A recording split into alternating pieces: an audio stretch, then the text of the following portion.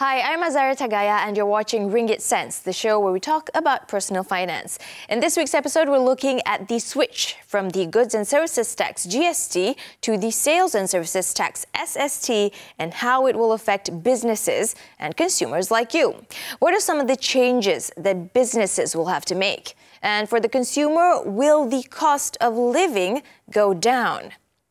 Well, with the GST being zero-rated as of June and the Sales and Services Tax, or SST, only expected to be implemented in September, Malaysians are essentially enjoying a kind of tax holiday at the moment.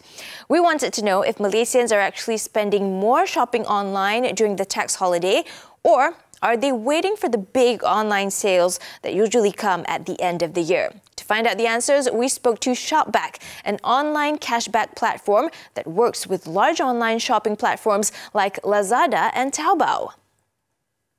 We met with Alvin Gill, Shopback Malaysia's country general manager, to ask him what effects did changing the GST from 6% to zero have on consumer spending habits online. So I think what we had initially observed on the 1st of June when GST was zero-rated is via Shopback a more than 30% increase in sales. So I think consumers were anticipating the reduction in prices and they showed it through their wallet by buying more after this change occurred. Subsequently, for the next few weeks, with the Raya festivity that was coming, naturally there was an increment in sales, particularly in categories such as groceries, health and beauty, as well as fashion.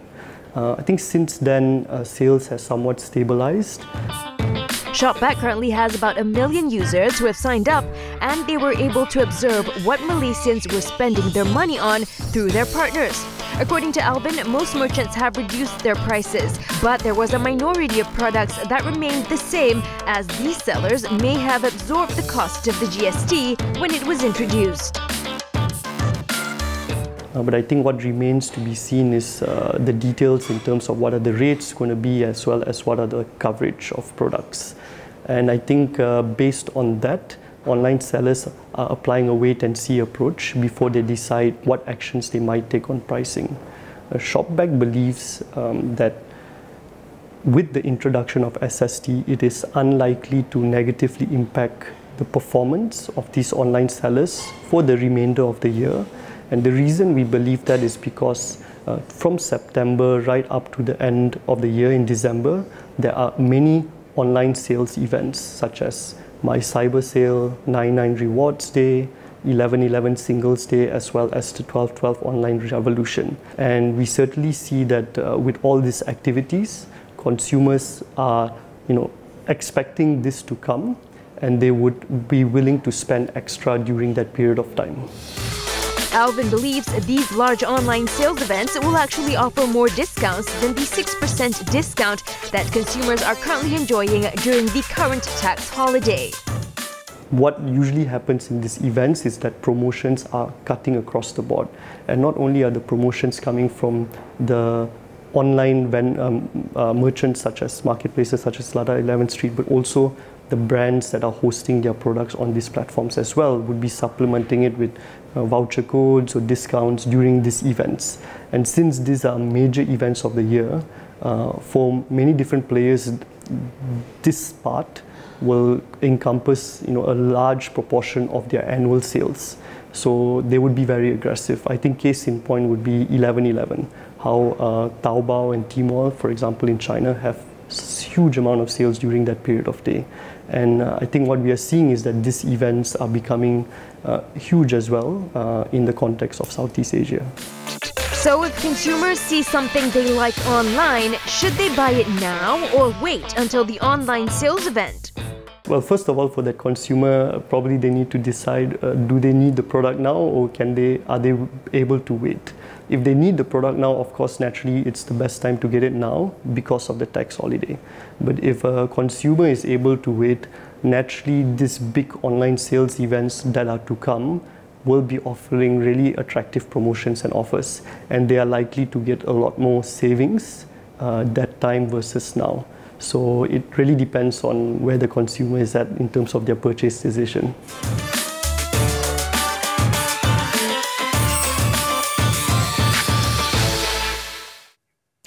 We're going for a short break now. Later on, we'll be talking more about the switch from GST to SST with a tax expert from KPMG. In the meantime, you can visit our Facebook page, Ringgit Sense TV3, to catch up on previous interviews we've done about personal finance, and we'll see you on the flip side.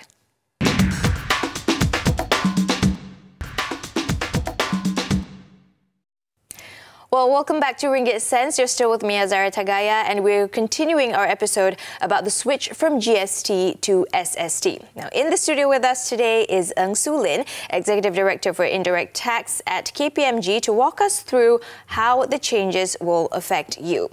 All right. Hi, Su Lin. Thank you so much for joining us. Thank you. Okay, so talking about the switch from GST to SST, tell us what is the current scenario now? What's the timeline like? And what changes will we actually see in terms of laws and regulations and such? Sure. Well, we know that now, today especially, is the first parliament sitting, and it will continue for about a month. Yeah. And we know that the government has indicated that the sales SST will be introduced likely on 1st of September 2018. So if we work backwards and look at the timeline, there's about 46 days, excluding today, till SST goes live. And these 46 days are crucial, not only for SST implementation, but also GST de-implementation. So let's take a look at SST. First and foremost, a lot of companies would need to know what is the licensing procedure. Is there a process for licensing? If we look at under the old sales tax and service tax law, the licensing are all done manually. It is using a prescribed form called the JCAT one, and this form you need to complete it manually and submit it to the customs office at the station where the taxpayer's principal place of business is. So under GST, it was all online. So what is the process now for the new SST? And there is about less than 2 months till SST goes live, and less than 2 months for licensing. It is hoped that I believe the government would have facilities in place to assist taxpayers to register smoothly. So apart from licensing, under the old sales tax and service tax, there are also a lot of other administrative procedures which are done manually.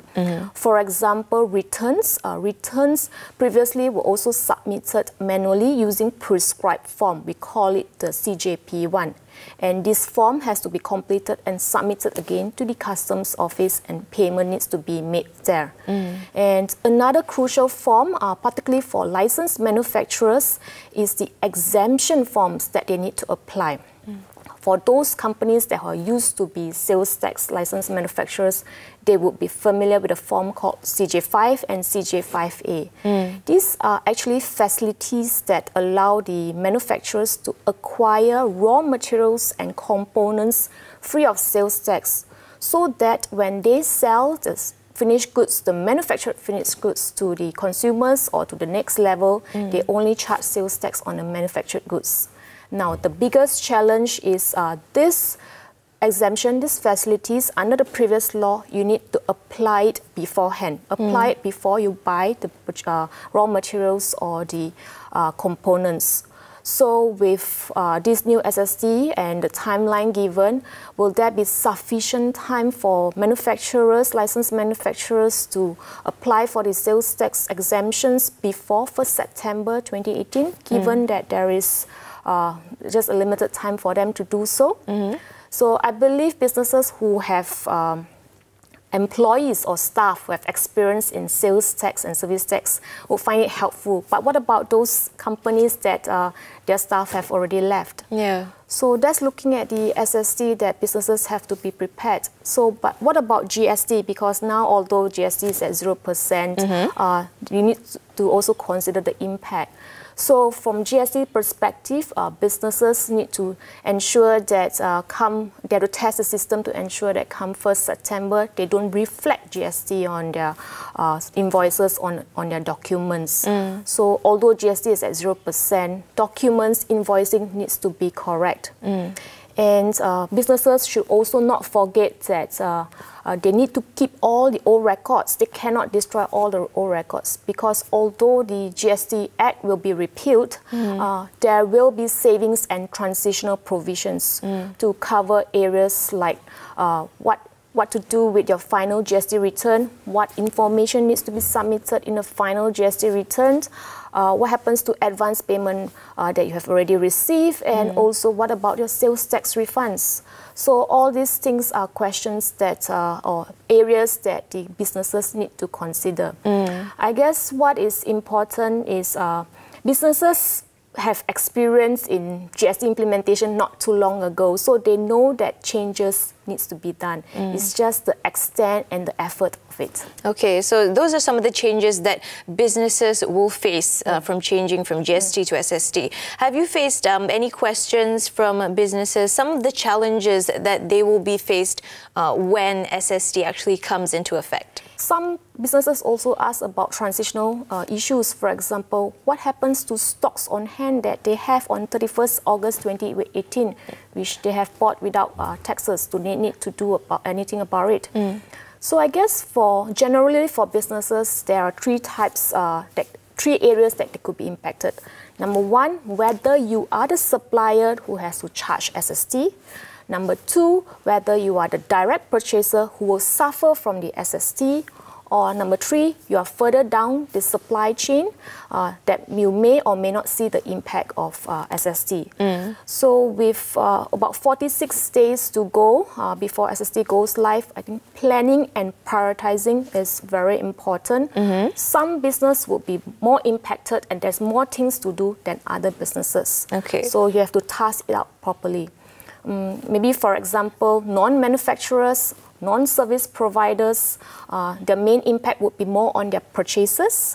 But for manufacturers, especially those manufacturers that needs to be licensed, they need to know whether there's any applications and exemptions that they need to start applying now so that they can acquire the raw materials and components tax-free. And for service providers also, they have to start looking at the contracts to look at the type of services they provide and see whether any of the services will be caught under the SST net so that they can charge the correct tax moving forward. Okay, now some businesses, well, there have been complaints from consumers actually that businesses have not actually brought their prices down, even though we're in a tax holiday because the GST is zero rated. So what can actually be done about this? Is there anything that the government can do?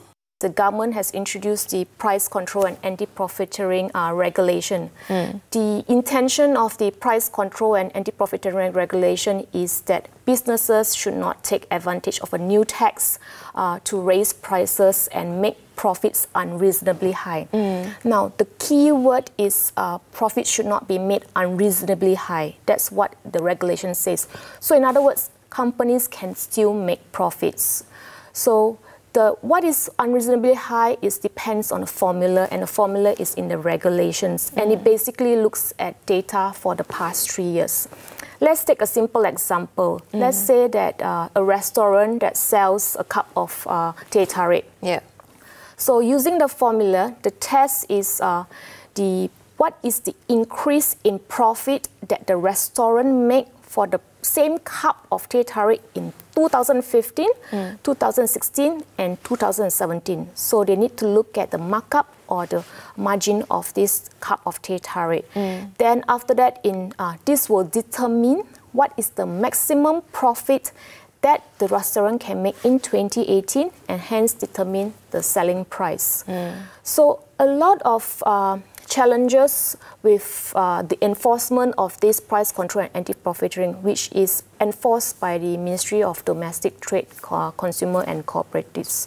So they are the body that enforce it, and mainly they rely on complaints from the public. But apart from complaints, MDTCC also have selected audits. They have targeted businesses where they checked and based on their internal data and their own records. So they do random audits. But enforcement of this price control can be a big challenge because there are a lot of businesses, there are a lot of traders, there's a lot of data to be collected.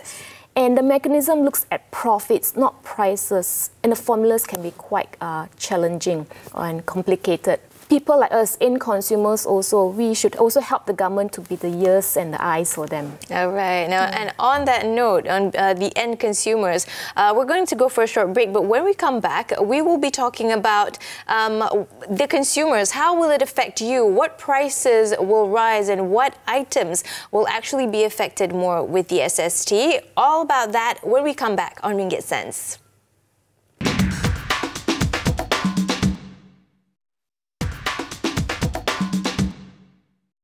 Hello there, back on Ringgit Sense, and we are going on with our discussion about the change from GST to SST, and we're still with our guest, Ng Su Lin, Executive Director, Indirect Tax Practice at KPMG Tax Services in Johor Berhad. Thanks again for joining us. No problem. Okay, so carrying on with our discussion about GST, before the break we talked about how it will actually affect businesses. Now we want to know about the effect on the end consumer, us, you and me. What items will actually see a rise in price? I think that is the magic question that a lot of people are asking, and they want to know because maybe they want to plan their purchases and things like that, especially now that's the tax holiday period. You hear in the news and you hear in public sentiments that cars are one of the items that could increase in prices because of the sales tax on the imported cars and imported engines. Apart from that, manufactured products that goes through manufacturing processes, depending again on the rates and also the how complicated is the supply chain, whether there's a lot of intermediaries.